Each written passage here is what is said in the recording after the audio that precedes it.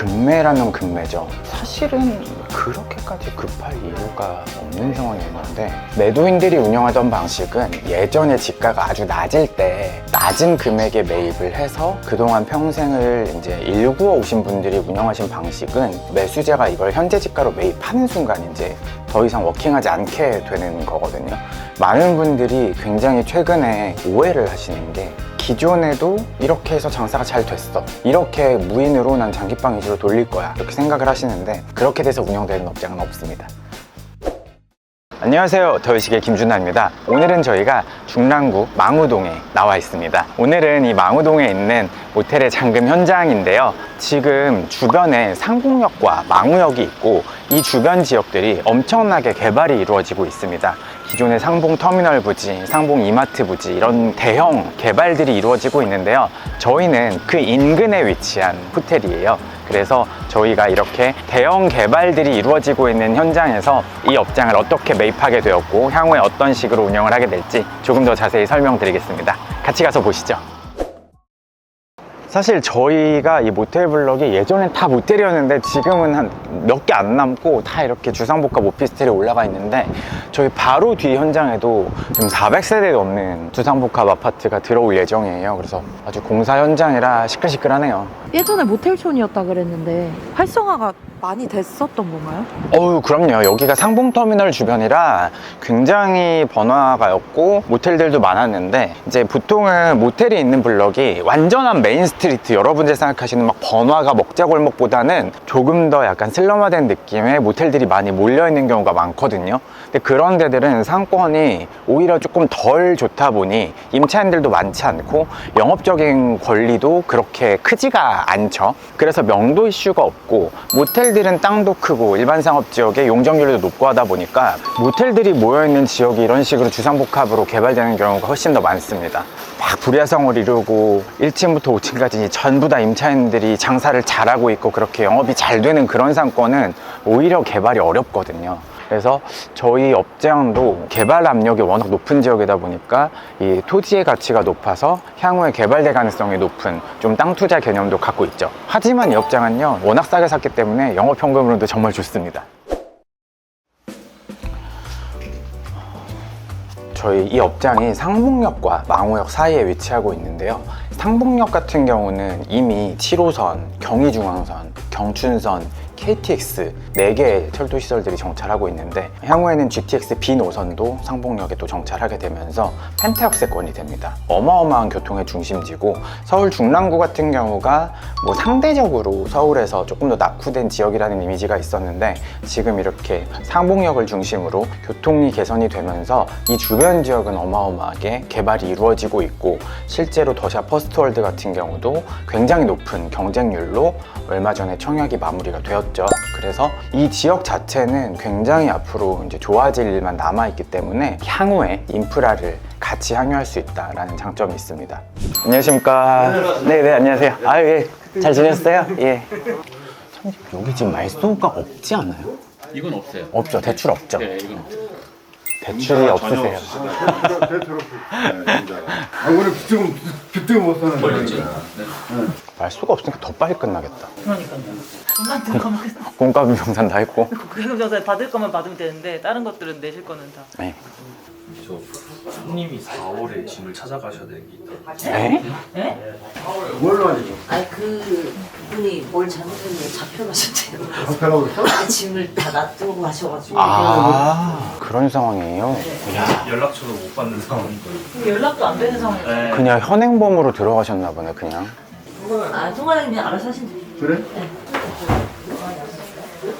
오늘 매도인분께서 대출이 전혀 없으셔서 말소할 것도 없고 등기도 너무 심플하고 영업도 어제 저녁 이후로 안 하셔서 오자마자 순식간에 끝나는 줄 알았는데 결국은 또 변수가 하나가 생겼네요.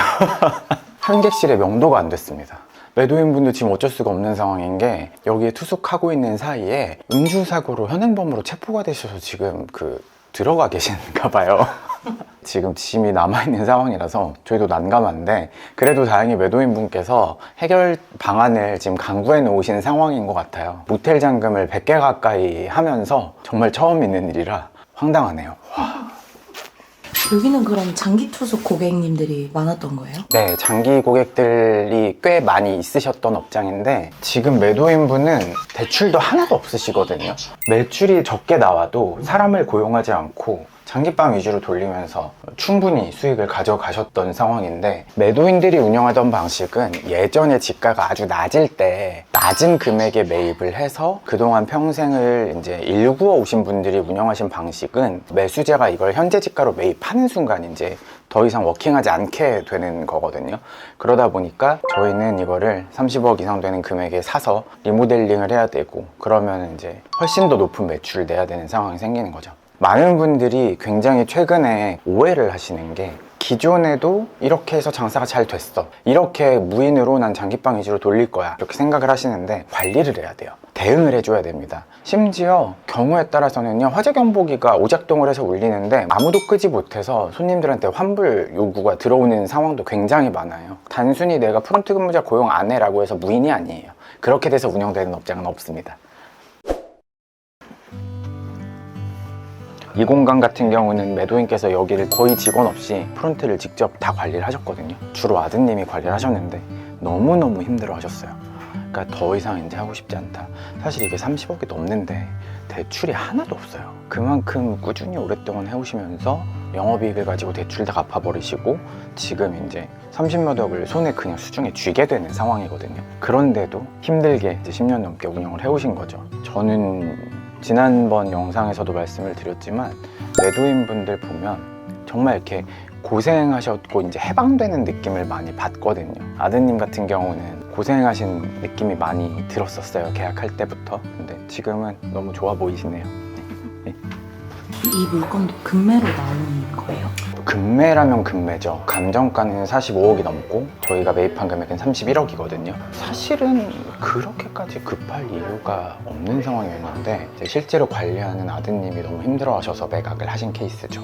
그래서 이 모텔업이라는 게 이거를 본인이 관리를 하는 순간 부동산 투자가 아닙니다. 이거는 사업이고, 식당을 운영을 하건 카페를 하건 편의점을 하건 똑같은 일이에요. 항상 그런 고생하시는 분들을 제가 거의 매일 보고 있다 보니까 초보 투자자분들은 항상 운영에 대한 공부를 많이 하실 것을 제가 항상 강조드리게 되는 것 같아요.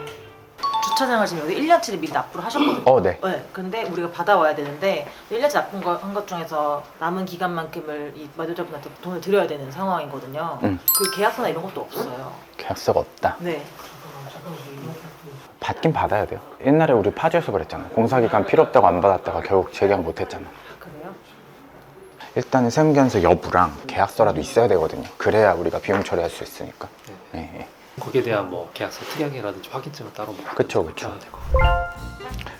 계약서 작성에 도사이신 우리 비즈니스 팀 팀장님들이 지금 주차장 임대차 계약서를 쓰고 있습니다.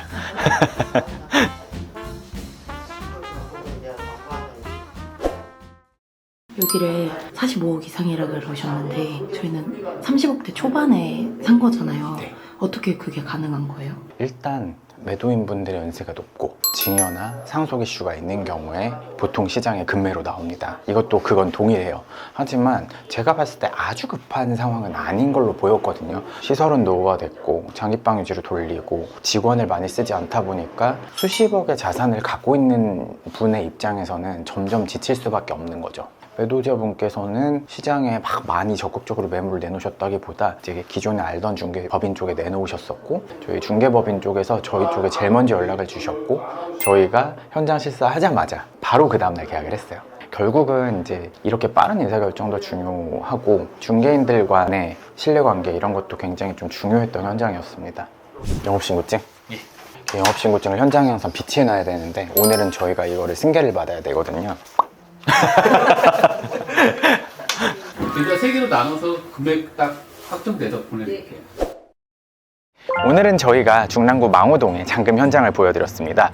매도인분께서 대출도 전혀 없으셨고 너무 좋으신 분들이라 잔금 자체는 아무런 문제 없이 잘 마무리가 되었습니다. 최근에 새롭게 이 숙박업 부동산 투자를 하기 위해서 많은 분들이 이 시장에 관심을 가져주고 계신데요. 사실 운영에 대한 고민을 크게 하지 않고 부동산 투자라고 생각을 하시는 분들이 굉장히 많다고 제가 느끼고 있습니다. 계속 강조를 드리지만 결국은 매입한 이후에는 운영은 사업으로 넘어가게 됩니다.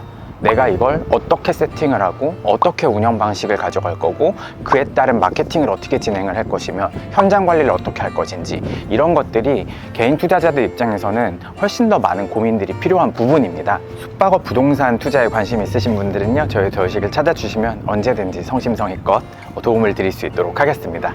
그럼 이 업장은 앞으로 약 4개월 정도 후에 새로운 업장으로 재탄생할 예정이고요. 저는 앞으로 더 좋은 영상으로 자주 찾아뵙도록 하겠습니다. 이상 더유식의 김준하였습니다. 감사합니다.